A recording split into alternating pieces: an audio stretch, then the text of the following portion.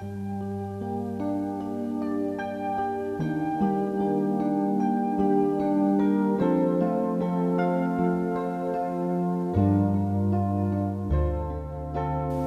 में प्यारे भाई और बहनों, अधिजीवन का एक नया एपिसोड में आप लोगों को हार्दिक स्वागत है। आज हमारा मनन चिंतन का विषय यूदित और एस्तेर का ग्रंथ है। यूदित और एस्तेर का ग्रंथ दो महिलाओं के द्वारा इस्राएली समाज का, समुदाय का सर्वाइवल कैसे होते हैं, बाइबल हमारे सामने प्रस्तुत कर रहे हैं।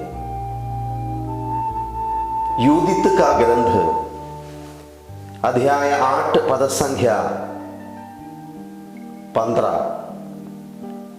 यूदित नगर के अधिकारियों को कह रहे हैं, कभी नहीं भाइयों, आप हमारे प्रभु ईश्वर को अप्रसन्न नहीं कीजिए। यदि वो 5 दिन के अंदर हमें सहायता देना नहीं चाहता, तो वो जितने दिनों के अंदर चाहता है वो हमारी रक्षा करने में अथवा हमारे शत्रुओं द्वारा हमारा विनाश करवाने में समर्थ है। आप हमारे प्रभु ईश्वर की निर्णय के लिए बाध्य करने का प्रयत्न मत कीजिए। जैसे बाइबल में लिखा हुआ है, ये नगर की चारों ओर शत्रु आक्रमण कर रहे हैं।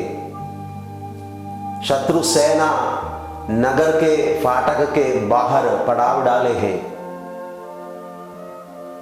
शत्रु के प्रति भय के कारण नगर का फाटक बंद करके सब लोग नगर के अंदर है।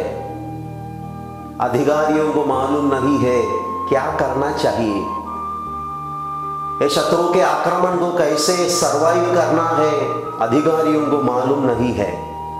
तब एक महिला वो अधिकारियों के पास आकर बोल रही है कि क्या करना है, कैसे शत्रुओं को पराजित करना है।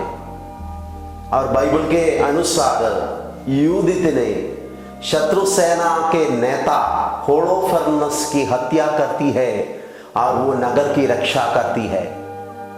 प्रियजनों, हम आज मनन चिंतन करेंगे, वो नगर की रक्षा एक महिला के द्वारा प्रभु करते हैं। वो नगर सरवाइव करते हैं, वो नगर शत्रुओं के आक्रमण से सरवाइव करते हैं। उधर के अधिकारी लोग निस्सहाय थे, उनको मालूम नहीं था क्या करना है। बाइबल के अनुसार उनके कंफ्यूजन में उन लोग यूदित नामक स्त्री की बात मानने के लिए, उसके वचनों को कान देने के लिए तैयार हो गया। आज मैं कहना चाहता हूं, वो नगर के सर्वाइवल का बेसिक कारण ही है एक महिला को रिस्पेक्ट करने के लिए, वो महिला के बात को मानने के लिए, उसके आइडिया को कान देने के लिए, उसके ओपिनियन को आदर करने के लिए। जैसे वो नगर के अधिकारी लोग, उधर के पुरुष लोग तैयार हो गए, वो महिला के माध्यम से प्रभु वो नगर का रक्षा करते हैं। Respecting women, considering their opinions are one of the means of survival। ये महिला प्रभु भक्त थी, उसको प्रभु के प्रज्ञा और ज्ञान का वरदान थे।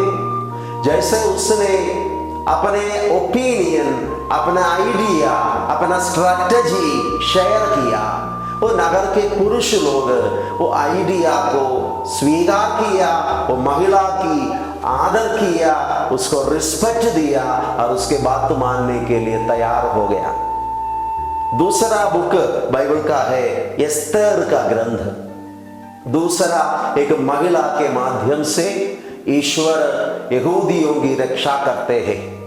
एस्तेर का ग्रंथ में लिखा हुआ है, यहूदियों के जान लेना हामान नामक एक व्यक्ति चाहते थे और वो व्यक्ति के जो प्लानिंग के अनुसार वो यहूदियों का सर्वनाश करना चाहते थे, लेकिन एस्तेर जो एक यहूदी स्त्री थी, वो राजा के धर्म पत्नी थी, उसने राजा के सामने विनती करते हैं और यहूदियों की रक्षा के लिए प्रार्थना करती है। एक महिला को ईश्वर एक समुदाय की रक्षा के लिए इस्तेमाल करते हैं। आज मैं कहना चाहता हूं, ये दोनों ग्रंथ में जो सर्वाइवल, सामाजिक सर्वाइवल हुआ शत्रुओं के आक्रमण से, शत्रुओं के षड्यंत्र से, कैसे इन लोग सर्वाइव किया, बाइबल में लिखा हुआ है। ये समुदाय महिलाओं को आदर करने लगे, उनके ओपिनियन को कान देने लगे। दे रिस्पेक्टेड वीमेन। प्रियजनों, जैसे कोरोना बीमारी के ये दुख तकलीफ से हम जूझ रहे हैं, मानव चिंतन का विषय है how do we treat our women.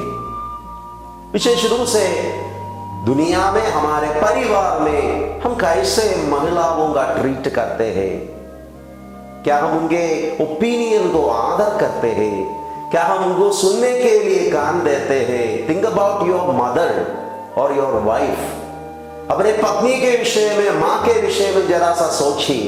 क्या आप उनके बातों को मानने के लिए तैयार हैं? क्या आप उनके ओपिनियन को आदर करने के लिए तैयार हैं? आज के न्यूज़पेपर में भी है